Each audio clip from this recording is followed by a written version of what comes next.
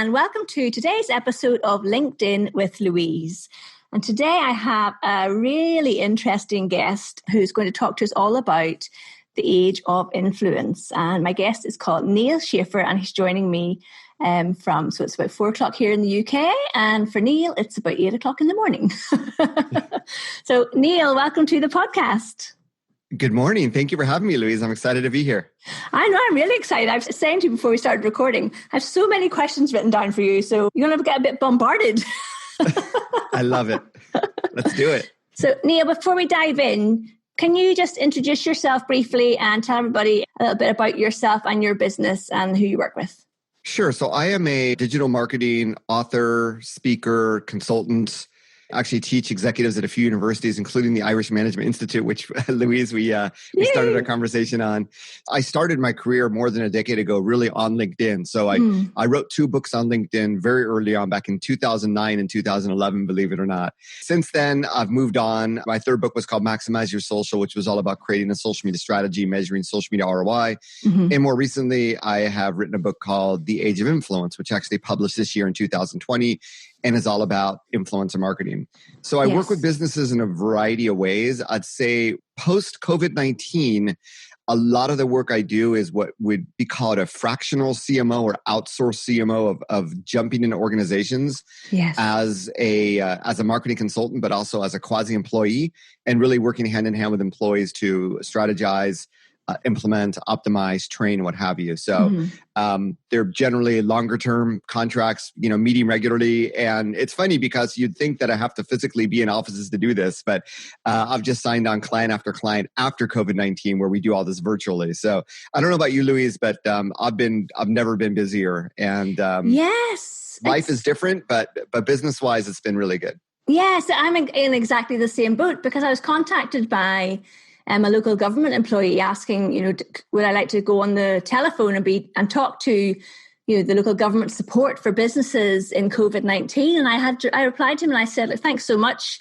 I said, but actually my business is booming because you and I, Neal, are probably in the same boat in that we are so used to working with people online that's, where everyone else is kind of catching up a little bit.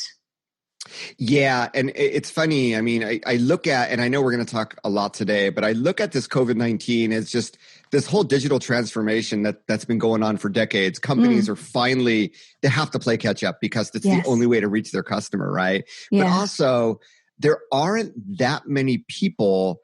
And when we talk about influence and influencers, it's going to be a similar conversation. There aren't that many people that can do what we do. Now, in our circle, we know tons of, Neal Schaffers and Louise Rogans, but in the grand scope of the world, there just aren't that many people out there. So there's definitely great demand for anybody listening that is entrenched in digital and social like we are. Yes, excellent. Absolutely. So Neal, so are you telling me this is your 4th book? It is my 4th book. It's really interesting because I really took podcasting, like Louise, we've never met, right? But anybody who listens to the podcasts, especially regarding LinkedIn, you have an amazing brand, amazing reputation. And I come at podcasting as a newcomer, right? I've had a podcast since 2013, believe it or not, but I haven't really, I took some time off and I haven't really gotten into it until Q4 of 2019. So as I was listening to more and more podcasts, I think I first heard of where you were on Teresa Heath Waring's. You were either on Teresa Heath Waring's podcast or Content 10X. It was one of those where I heard the interview with you. Content 10X with Amy Content Woods. 10X. Yes. And she recently had me interviewing as well. And just, hearing you and learning more about you. And it's interesting how we're influenced by different people, right? There's some people that know me as a LinkedIn expert, even though I haven't written a book on LinkedIn in 9 years. There are other people who might follow you, who might have never heard of me. Yes. And that's how we're all, with the democratization of media and of influence, we're all sort of creating our own tribes. And those tribes can be in the hundreds or thousands or tens of thousands of people. And this is really the heart of what influencer marketing looks like today. Oh my goodness, yes. So this is one I've written down so many different questions. So one of the things I wrote down was about, I wrote down micro influencers. And I think that, when someone thinks about influencers, and I think locally in Northern Ireland anyway, someone thinks, an influencer is like somebody who's on Instagram saying this is an amazing product, you should buy it. But that's not really how it goes so much deeper than that. And you talk about this in your book. But what I call a micro-influencer is somebody who may have, a few thousand followers, but those followers will pretty much take your word on whatever it is you're talking about. So do you see more, do you see both things, Neal? Do you see the big power-hitting influencers, and then you see the smaller people, but with a really loyal following?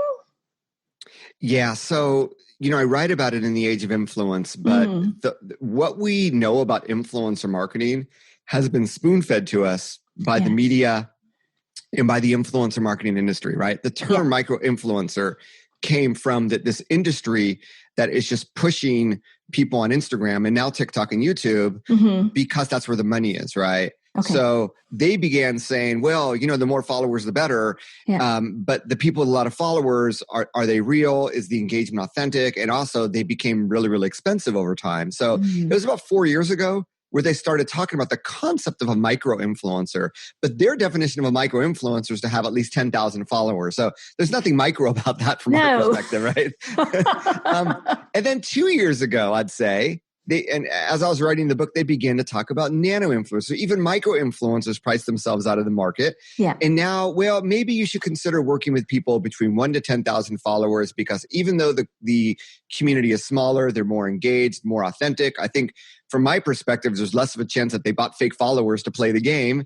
And there's less of a chance that, they're buying fake engagement through pods or what have you. So when you look at it that way, Louise, that to me was the turning point. Because if someone, even in that industry that's very Instagram centric, says if you have 1,000 followers, you have some digital influence in the grand scheme of things.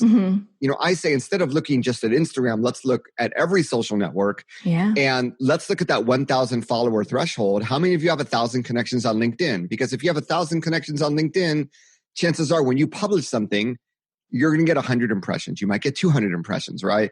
Yeah. And the funny thing is, in parallel, brands and companies just do not perform that well on social media. So you could have someone with 1,000 connections outperforming a company page with a few thousand followers because of that. And that's where you begin to sort of look at influence. There's just more and more nano influencers, and the challenges for businesses in leveraging organic social media are just greater and greater. And I know, Louise, you're absolutely right. The conversations use the Instagram, but I say it's Facebook, it's Twitter, it's LinkedIn. I've worked with brands with influencer campaigns on LinkedIn, right? Hashtag ad LinkedIn, hashtag sponsored. So, my writing the book is really to reset people's minds, because I do believe that marketers and entrepreneurs and business owners, we've all been misled. And the concept of influence has been around for a while. And, every business listening to this, in my background, Louise, before all this was B2B sales, we all have what we call centers of influence or spheres of influence. We tap into influence in the offline world.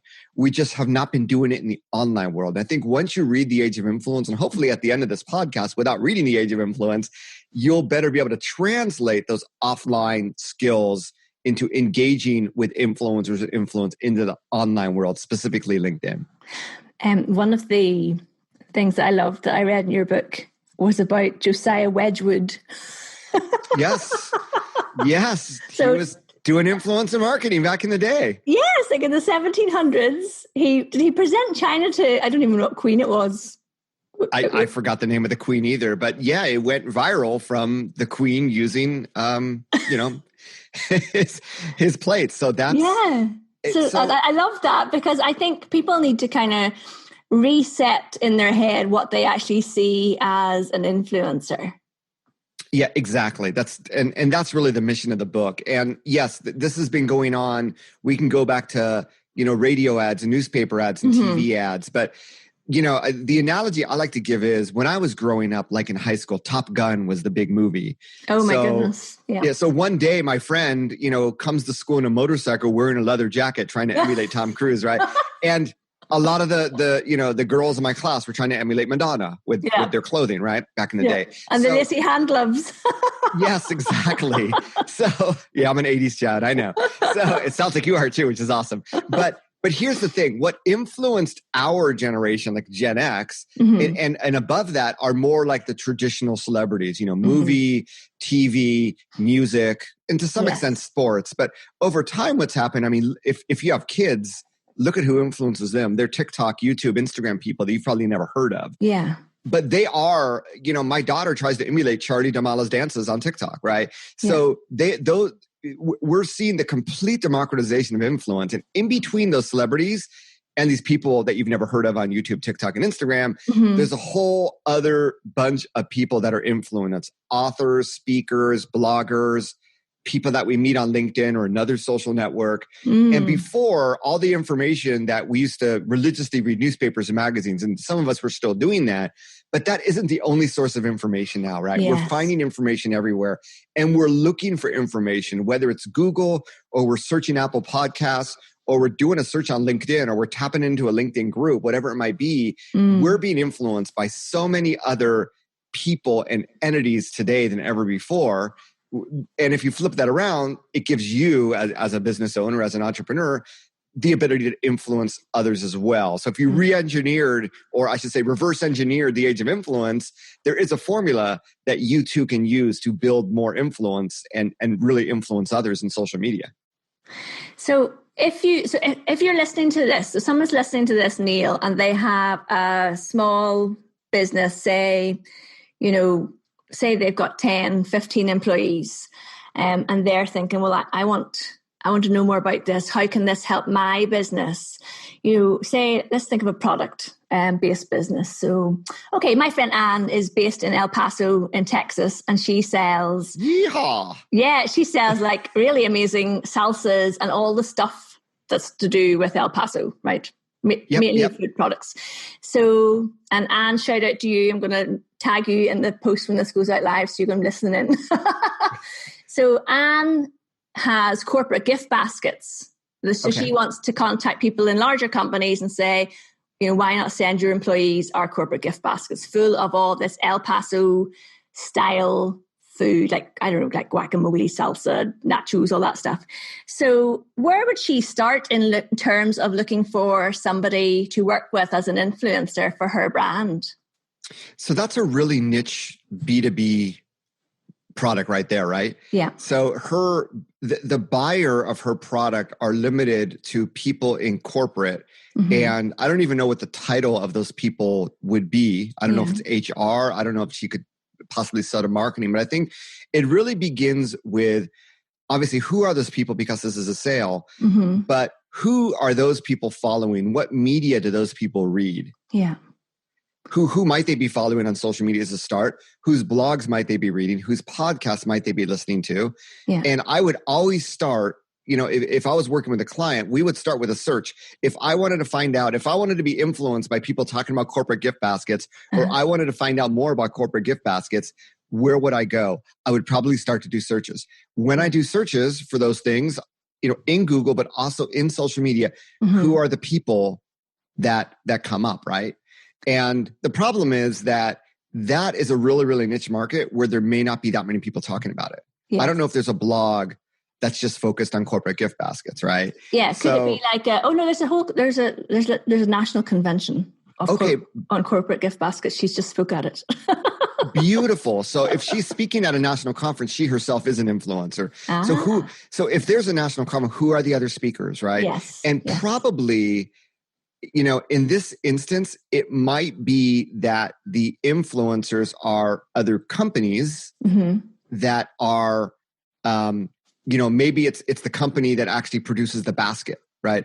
Or it's the company that produces the chips that would go together with her salsa. Yes. Who would talk about her brand. Exactly. So it's the partner. So sometimes the influencers aren't people, they're companies, right? Right. But the whole idea is that who has influence digitally? So offline influence marketing, you're always doing that in sales and marketing in general. But in the digital world, who of those people has a big audience, is talking a lot about this subject? And that is where, for anybody that works in a very, very niche B2B industry, that is where you start. And if you have an annual conference, if you have a professional association, that is where you start to dig into who are the people that seem to have influence. Yes. And really go from there. So I know that